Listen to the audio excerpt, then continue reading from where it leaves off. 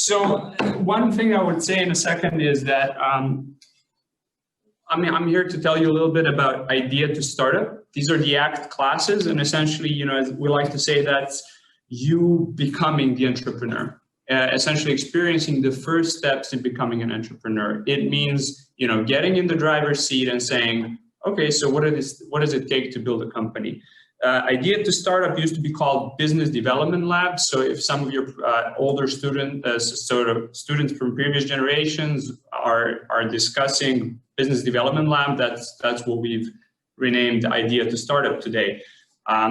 So it's open to all the master students from all the faculties, and it can be used as a free elective.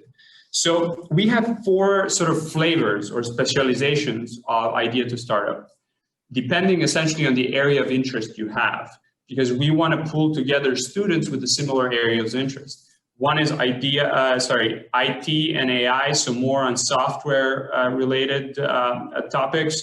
We have health and life sciences. We have energy and sustainability, fairly self-explanatory, and then we have deep technology, sort of focusing more on bringing new technologies that are already closer to the university or in your own lab, and seeing what their commercialization potential is.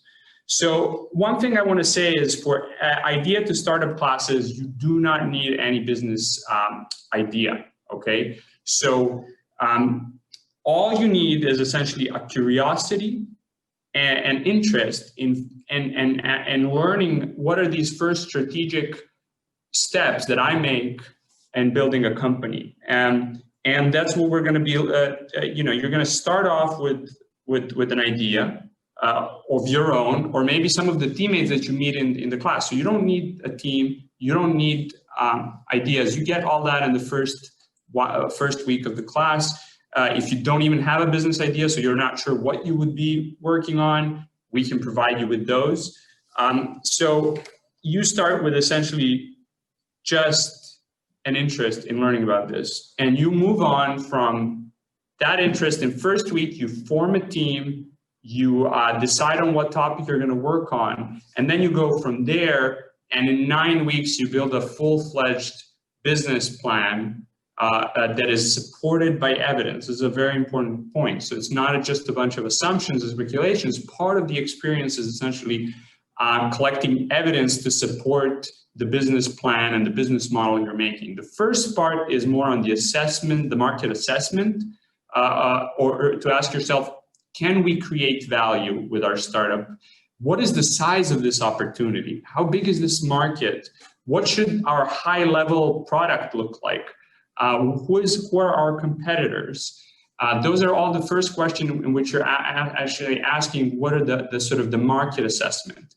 And then you build, and then you move into the sort of second segment, which is more about your business model. In other words, how do I capture part of the value that I plan to create with this startup? And in there, you talk about things like the business model, the go-to-market strategy, profitability, etc.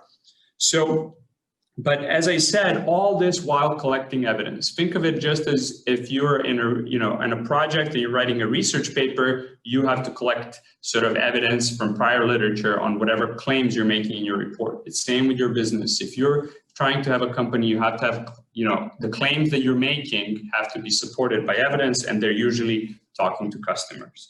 So traditionally at the end, in the week 10, we bring external jury members, usually successful entrepreneurs, serial entrepreneurs or investors, or just practitioners with the loads of experience. And then they get to, so not us, but they get to evaluate the quality of your startup idea at the very end. So without me actually talking too much, we can of course get into the Q&A later. I'd like to introduce 2 students that, if you guys want to come over here, that actually took the classes in the quarter 1. Oh, so we're moving the camera a little bit. So in quarter 1 of this year, and I believe 2 years ago? Or? Yeah, 2 years ago. 2 years ago. Okay, so can I ask you guys to please, so this is Priyanka and this is Dan. Can you please introduce yourselves and the class you took and when, and then just shortly explain the project you worked on? Maybe you can start, Priyanka. Yes, thank you so much, Alex. So I'm Priyanka. I'm a biomedical engineer. I just graduated from 3ME a few months ago. And when I started off, the class was called Health Business Development Lab, but now it's called Idea to Startup. And that's the idea to start up health and life sciences. Yes, exactly, right. And the project we started off, which we are still continuing, is Rock and Brew, actually. So it's the project is about where we have developed a smart pillow for calming inconsolable crying babies to essentially provide a break for walking or single parents. And so far, the project has, we did not really stop at the course. So that was really interesting about learning from this course, that we picked up the potential and we took part in competitions, like how Victor mentioned. So maybe we can talk about that next. Yeah, I just sure. want to introduce them, and then yeah. I want to ask what happened after. Yeah, sure. That was my next question. So my name is Daan. I'm doing computer science. I followed the idea to start up Deep Tech last quarter.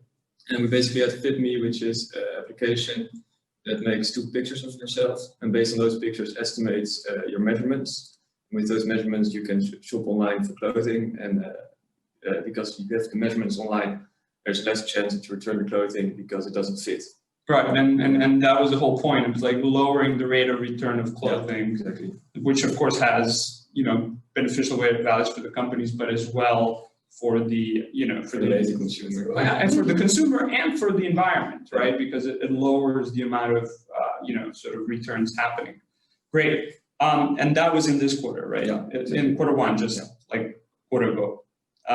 So that's what I want to ask. So what happened to the project after the class? So yeah, the project after the class, we actually realized the potential even more because of the business models that we developed, and also understanding who our customer segments were, and also validating the problem itself. And from that, we started taking part in competitions, which is also part of DCE, which is like the impact contests. And then after that, we also applied for Philips Innovation Award, and we were one of the finalists for Philips Innovation Award, and runner-up actually. And then now we are still continuing with the project. Like, we have our first working prototype, and we've started our user validation. But I must say that it was more of, you start to discover and explore even more and understand from taking part in each of these competitions that there is something more that you could actually do and bring this technology to the customers or to the people and actually see some sort of change. So that's what happened right now, and that's where we are right now, and we're still trying to get somewhere. So that's great. It's fine. The point of this class is, of course, not for you to necessarily build a great business, but really to start thinking about how that's done. But I have another question: is if you can potentially share some of the general impressions of the class and sort of the most important lessons you took from it.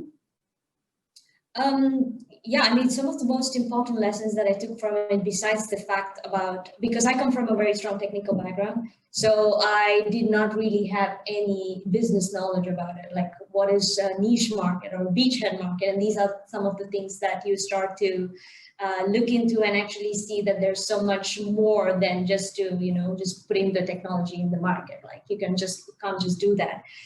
And then I feel like from these lessons, it's besides the business skills that you also pick up, there are also some of the soft skills in terms of, for example, you also mentioned that we got the opportunity to interact with experts, sometimes investors and things like that. And how do you even speak to these people?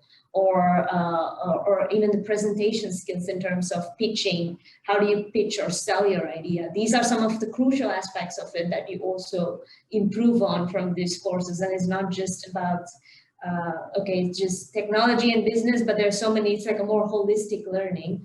And that's something that I would really cherish, because if I were to come here just as a technical, in a technical university and just graduate with a technical degree, then it's just one-sided. Here you're like gaining as much as possible, like trying to get as much of the resources. And yeah, that's, I would say, my biggest takeaway from, yeah. Any unexpected lessons then? Well, for me, it was mostly that a lot of people and companies are really willing to help students, or like people in general. If you look at our group at the beginning, we're like, oh, we have to reach out to companies, and we're like a bit scared, a bit nervous. And at the end, of course, like, oh, we'll email the company and we'll see if they respond, or oh, I'll call that person. So I think like the most unexpected thing we learned is that people are really willing to help. Yeah, I always say that, you know, it's sort of like good things happen when people talk. And I truly believe that one of the strongest parts of the idea to start up is to make you feel comfortable getting out of the shoes of an engineer, and sort of getting more into the shoes of someone who wants to build a business, which of course involves a lot of discussion with customers. And at the beginning, that can be a little hard, but through this experience, it just, you practice it and you get good at it, and then it just becomes easy. Yeah. So I think one of the important things that we think about the class generally like this is, you know, and I think that any student should ask themselves is like sort of, well, does this help me in any way after my, you know, after my university career, and when I actually go and start thinking about what shall I do next? So do you think that this class in any way helped you prepare you for your career after the university, and if so, in what way? I mean, of course, like I mentioned earlier as well, because you're making use, you have so much room to experiment here. Like you can make so many mistakes with this whole, from the idea, but that's the whole point. You need to make mistakes, you need to learn. And from those mistakes, there are so many ways that when you are put into the real world, you know how to tackle this. For example, if if I'm looking for a job or any of these companies, I know what I'm looking for in terms of how is this business doing, or like what kind of, what is their target audience, who are their customers, what is their revenue model. These are the questions that I'm asking, which is good that you need to be asking these questions. So that's when you're like analytically thinking and seeing what's best for you, and is this the right fit for you, and things like that. But of course, this, I would say, like the whole point about the idea to startup is also to understand where your passion is. Like you could either go give it a try and be like, is this, do I want to turn technology into business? Is this what I want? Or you tried and you're like, okay, maybe I should just go back to technology, but you have that amount of room and opportunity which you need to like seize and play around with. So yeah, I really like that what you said there, because it's really it's like a sandbox, right? You get to play, you get to experiment, you know, and you try, and you see how it feels. Exactly. And you see, oh, I like this, or I'm ready to invest time, or I'm not ready to invest time. Actually, I think it's equally valuable. So Dan knows that we've done this thing at the end, sort of a go no-go decision for the startup. And for me, it's equally valuable if you say it's a no-go, right? Because that means that you've assessed that in such a deep way that you understand why something is a go or a no-go. And it could be your own passion as well. Right? Yeah. It's just like, look, this is actually a great business, but we're just not interested. We just don't want to build this thing, right? Yeah. How about you, Dan? Do you think this helps you in any way? Yeah, I think so. If you're starting a startup, of course, then it's useful. But I also think if, like, I do computer science and I go in full technician job later, it's still useful to understand if certain decisions are made by the business side of the company, why those decisions are made. Because often, I know from some people who are working like a full technician job, they're like, why do they choose for these decisions? If you know the business part of it, and you can say like, oh, maybe because that model was better, or some other reasons. I think that's really useful. Yeah, well, that's my belief too, that even if you decide it's not a startup that you want, it's not even other startup that I wouldn't join. So one of the things Priyanka said, which I really think it's important to understand, is it not only helps you build your own company, but let's say you want to get a job in a startup tomorrow. You'll know how to evaluate whether this should be a go, no go for yourself, whether you should join this startup or not, right? But what I love what you're saying, Dan, is there's a third aspect to it, which is even if I go to a company, like a big company like Microsoft, Uber, whatever, right? You can still now have a deeper understanding of how certain things are created, made, and so on. So I think it's not only in the startup world that this is useful, but also in a very sort of more established corporate world. Yeah. Great. Well, thank you guys. This is all the things that I had to ask. But maybe now, Victor, you want to join back in and we can have a Q&A for the rest of the time? Yeah, everyone can just stay there and I'll space out a bit. So So for the last 10 minutes, we just do have a few questions that have come in. The first one's about registration and the length of the course. When do students have to register and how long is the course? So I assume this is for the idea to start it. Idea to start the courses. So Actually, it's about many of the courses that we have. So there's not a very much of a central registration place. What best works is that you either register with the Brightspace and you log into this page and you are entering with the course, or link up with one of the teachers that is giving this course and ask about what it takes to take part in this course, or if you need more information. But we do not have a central place for registration in these courses. And it's not, you don't need to register a year in advance. It's a few weeks. No, okay. no. We are pretty flexible because every faculty has its own policy towards the registration. So we need to be flexible to adapt. So many times it works if you are just a week ahead of the course starts, you're on Brightspace. So we can inform you and we can see how we can organize things in the first session of the class. So coming back to how long it takes. So every course is about 1 quarter, that is 10 weeks, but we have a fast-paced courses, so that makes it 8 weeks that you're working on these ideas, which is very short time. But then again, I think it's important to bring in the pressure, like being in an entrepreneurial position. If you're working with a company, it's also like under pressure. But we want to get things done before the exams kick in. So this is often that we are finishing the class in week 8 or 9. Maybe sometimes we take a week longer, but it's very tight in the program, and also allowing you to make it more fit with the other courses that you take. Okay, I'm just going to ask the questions as they come in. We're asked, is it possible to see what project students are working on currently? Is there a place on the website where they can find out what startup ideas people have? No, but a great idea. No, but a great idea. Yeah, we are in the so we had those projects before, and but there's a different arguments here. So of course, some of the students are still working on the projects, and they don't want yet to have that openness and be on the portal. But we had those projects before, but it is a good thing that we bring in new projects again. So to give you a bit of a sense of what are the kind of projects, examples, or students that have taken these courses before. But many of the startups that we now see these days in the incubator as Delft have come from our program. And they have matured as a business to start and to make a difference. Yeah, but I think it's very important to emphasize the point that we want to also keep the teams and respect their privacy to as they develop their ideas, right? Because they may turn out to be the company one day, right? Like, so in that sense, there are some factors you have to count in before you just kind of put it all out there on the website, right? Okay, Anouk has a question for Dan and Priyanka. How did you experience the workload of the course, Idea to Startup? Oh, wow. I think also because at that point you also have a team, so it's not that you are working alone on a certain aspect of it, but it's also, of course, it's taking the initiative and the interest in the project itself in terms of, do you really want to take this forward and things like that. Of course, we had, I remember having quite some amount of courses in my 3rd and 4th quarter.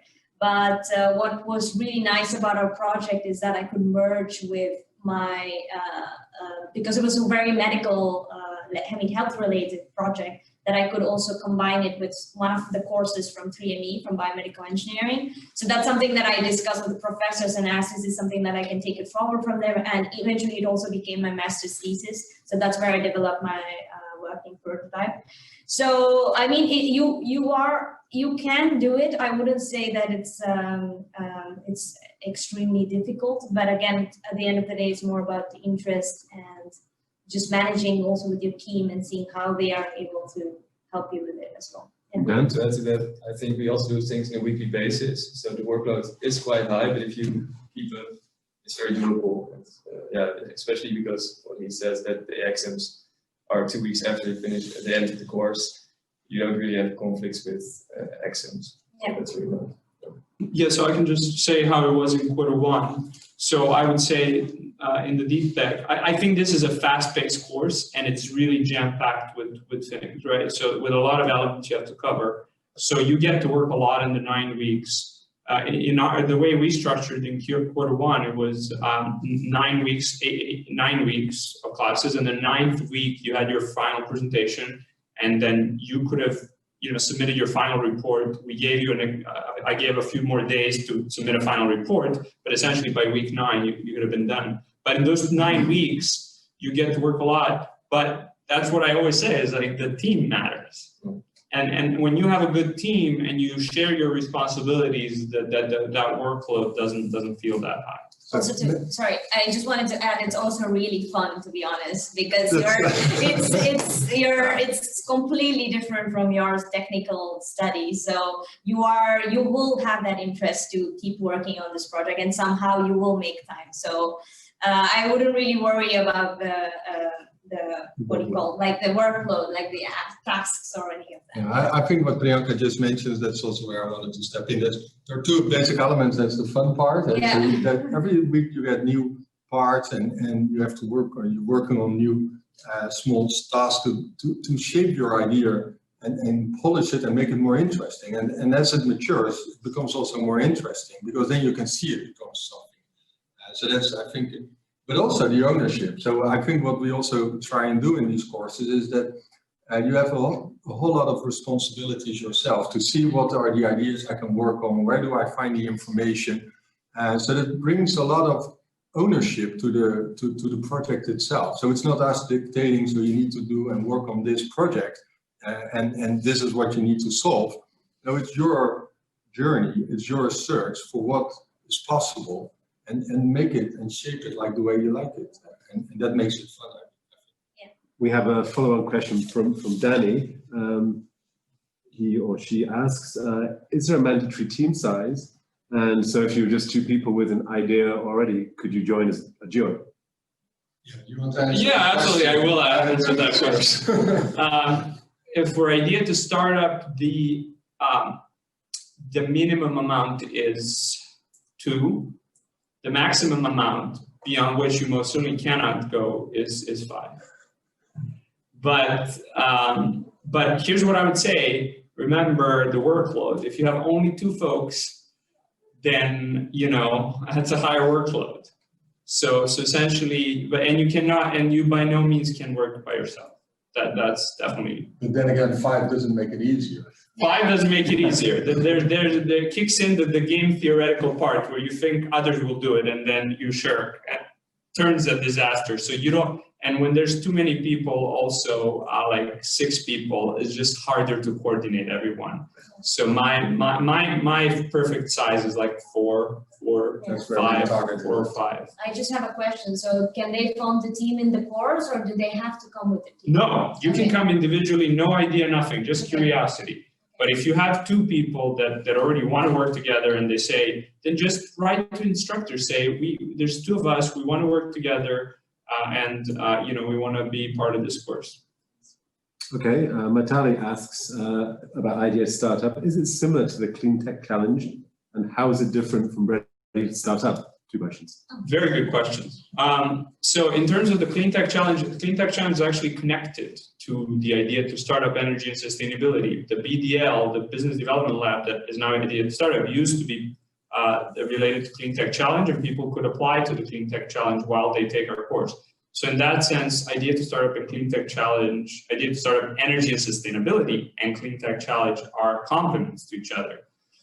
When it comes to Ready to Startup is your next step, right? So the Idea to Startup is the ideation part where you're saying, oh, let's ideate, let's see if this idea can be a business or not, or are we interested enough in this to be a business? And then if the answer is yes, or as it's a go decision, I want to proceed, I want to move on with this, then you move on to things like Ready to Startup, Impact Contest, where because then you decided, I want to do this. And there is really a mark at the end of the Idea to Startup that says, we've evaluated this, there is potential, we're interested, where do we go next? And also there's the entire sort of little ecosystem of entrepreneurial support around the university beyond just the Ready to Startup impact contest. There's pre-incubation facilities, and of course, ultimately, yes, Delft, sort of at the end of that process, if you're interested in incubating, but you know, who knows, maybe you just outgrow it. Yeah. We also did Ready to Startup actually. Right. After Idea to Startup, we moved to Ready to Startup. So yeah, that's possible. Like I completely agree with what you said. Like it's more about validating your idea and the problem at Idea to Startup, and then Ready to Startup, you're more trying to look at the market launch and things like that. Exactly. So in the next, it's more like IP, Yeah. legal. Yes, exactly. How to get more Yeah. detailed about funding, fundraising, how to get more details on, you know, sort of the technical aspects, the prototype building. These are the things for which, you know, you get in way more detail because you're now ready to start a company. Yeah. Okay. Blas asks, again, if you could talk about entering the course without an idea. That's just confirmed you can enter. Dan, do you have an idea when you enter the course? No. I knew with how many people I want to do, and then we were 3 originally, and you start off with like a small assignment where you say, okay, these are my interests, this is my small idea. And based on that idea, you can see people who have the same interests, and then you can form a group if you want with more people with the same interests. Amos asks, are there any prerequisites in terms of technical knowledge related to energy and sustainability, and will the lectures be online? The question number 1 is no. There's no technical requirement, but I will say one thing, and I talked to, you know, we had the class and I got some feedback from students.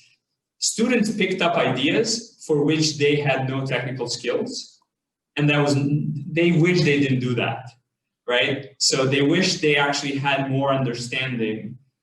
So I think it's better, it's not totally necessary, it's definitely not necessary for the project. But like if you kind of want to maybe enjoy it more, I would probably go in the direction of the things where I'm technically most skilled. But by no means is a necessary condition. You can totally take a more adventurous approach into just experimenting. And the second question was? The second question was lectures online. While this thing lasts, it's online. But as soon as we can, we go back to in person.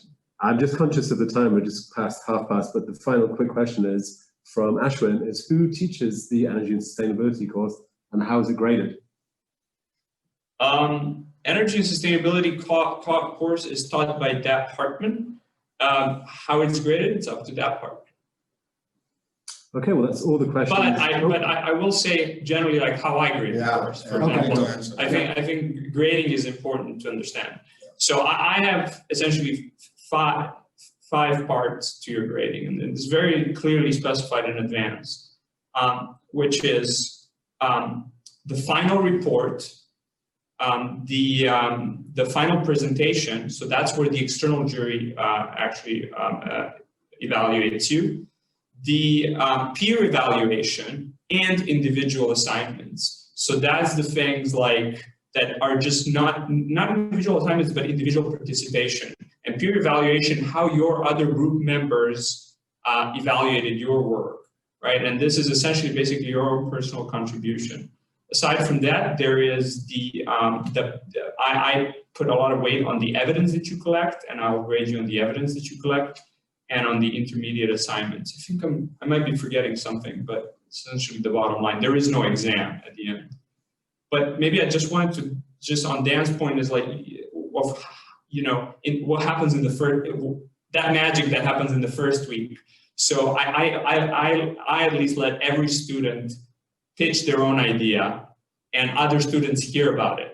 And then they start talking and coalescing around ideas. And also we have a list of ideas that we can offer to you. We know there are more problems in the industry or consumer space that might help you get you off, even if it gets you off on the road, even though you don't like any of the ideas necessarily that you have, or so on. So you literally, it's essentially either you start with your own idea, start bouncing it with others. You like other people's ideas, you start bouncing it with them, or you like the one of the challenges that we pose, and then you start bouncing with them. So. Okay, great. Just a question for me, just to clarify. the health and life sciences course. That's available in Q3 as well as Q4, right? Yes. Yeah. That's what we got. Correct. Yeah. Yeah, That's correct. right. So that's in Q3 and Q4. You've got to register on Brightspace now. Basically. They can register. Great. Well, that's everything. We're just 4 minutes over time. Are there any? Oh, sorry. One question just came in. It seems from Marseille. Seems that deep technology focus course takes place in Q1. Are there options for Q3 or Q4? Maybe not this year, but we can definitely consider it next year. Just a question back to the person: would Q3 or Q4 be better? Yeah, Marseille, is Q3 or Q4 better for you? Or for generally, for generally. yeah, for anyone We else. were really sick. We can have a poll Yeah. pop up now. But Yeah, a little poll. We should have had a little poll going on.